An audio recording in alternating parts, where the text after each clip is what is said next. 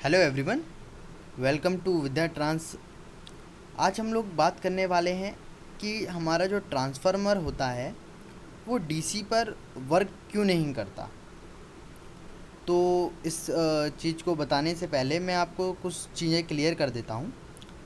जो फ्लक्स के बारे में हम थोड़ा जान लेते हैं। जो आपका फ्लक्स होता है वो दो टाइप का होता है, टाइम वेरिंग और टाइम इन वेरिंग। ये फ्लक्स टाइम वेरिंग फ्लक्स और टाइम इन वेरिंग फ्लक्स कैसे डेवलप होता है वो हम आगे बात करेंगे। पहले हम देख लेते हैं टाइम वेरिंग फ्लक्स क्या होता है और टाइम इन वेरिंग फ्लक्स क्या होता है। चलिए देखते हैं time in varying flux. Time in varying flux माने वह फ्लक्स जो टाइम के साथ वेरी नहीं करता है। जैसे कि ये लिखा हुआ है, मैग्नेट के अराउंड वह फ्लक्स जो टाइम के साथ बदलता नहीं है। आप इसको नोट करते जाइए साथ साथ में, ठीक है। अब हम देखते हैं टाइम वेरिंग फ्लक्स क्या होता है।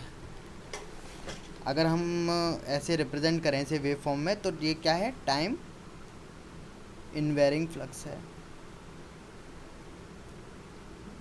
देखिए टाइम चेंज हो रहा है लेकिन फ्लक्स चेंज नहीं हो रहा। तो जब हम डीसी वोल्टेज देते हैं तो एक करंट आई डीसी फ्लो होगी सर्किट के थ्रू और एक फ्लक्स प्रोड्यूस होगा। ये फ्लक्स क्या होगा, आपका फाई डीसी, जो समय के साथ नहीं बदल रहा होगा। जैसा कि आप जानते हैं वी डी सी यानी कि कांस्टेंट वोल्टेज। डीसी वोल्टेज क्या होता है, कांस्टेंट। करंट क्या होगी, कांस्टेंट। और उससे जो फ्लक्स प्रोड्यूस होगा वो भी कांस्टेंट प्रोड्यूस होगा। जब आप एसी वोल्टेज देते हैं तो आई ए सी करंट फ्लो कर रही है जिससे 5 फ्लक्स प्रोड्यूस हो रहा है, जो कि फ्लक्स के टाइम के साथ वेरी कर रहा है। इसी को कहेंगे टाइम वेरिंग फ्लक्स। ये चीज़ क्यों हो रही है, क्योंकि देखो वोल्टेज वेरी कर रहा है, करंट वेरी कर रही है, इसीलिए फ्लक्स वेरी कर रहा है टाइम के साथ। इसी कहते हैं टाइम वेरिंग फ्लक्स।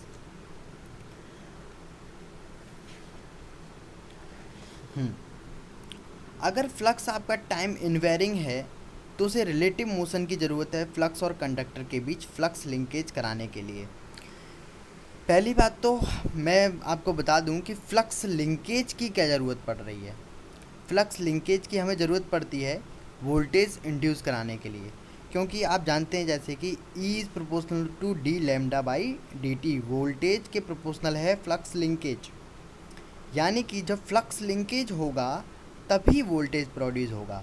और उस फ्लक्स लिंकेज को कराने के भी दो तरीके हैं, पहला ये तरीका, दूसरा ये तरीका।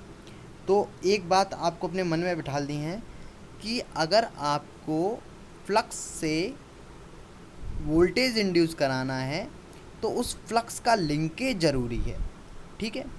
और उस लिंकेज को कराने के लिए दो तरीके हैं, पहला और दूसरा। पहला तरीका पढ़ते हैं।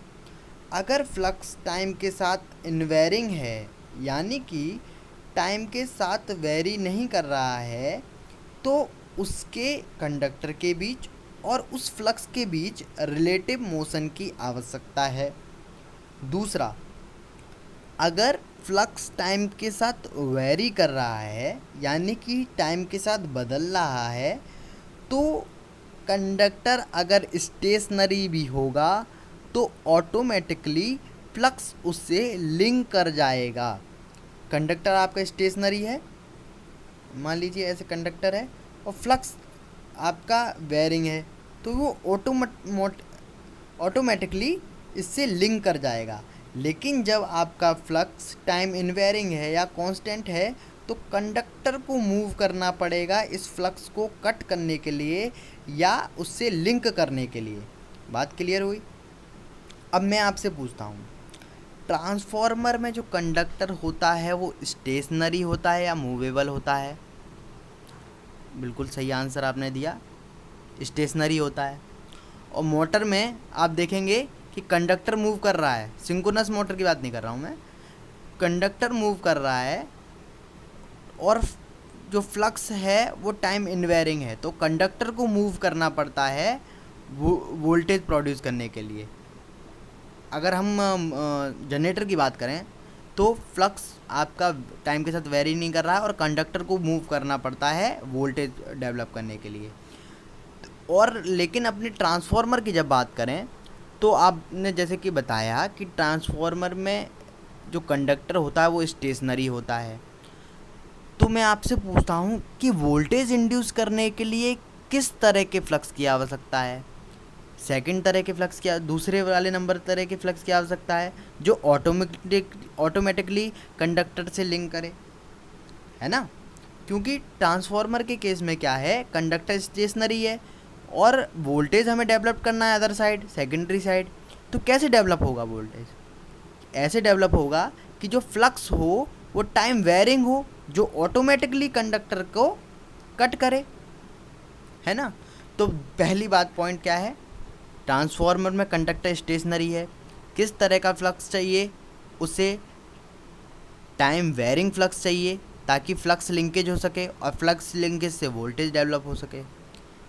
थर्ड पॉइंट आता है, कौन सा ऐसा वोल्टेज है जो टाइम वेरिंग फ्लक्स को पैदा करता हो। हमारे पास दो तरह के वोल्टेज थे, डीसी टाइम इनवेरिंग फ्लक्स को पैदा करता है, और एसी जैसा कि हमने यहाँ देखा, जो एसी है वो टाइम वेरिंग फ्लक्स को पैदा करता है।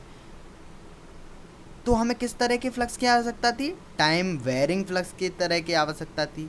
तो इसीलिए हम ट्रांसफार्मर में एसी का उपयोग करते हैं। अगर हम डीसी का उपयोग करेंगे तो फ्लक्स कैसा प्रोड्यूस होगा? टाइम इन वेरिंग, ठीक है।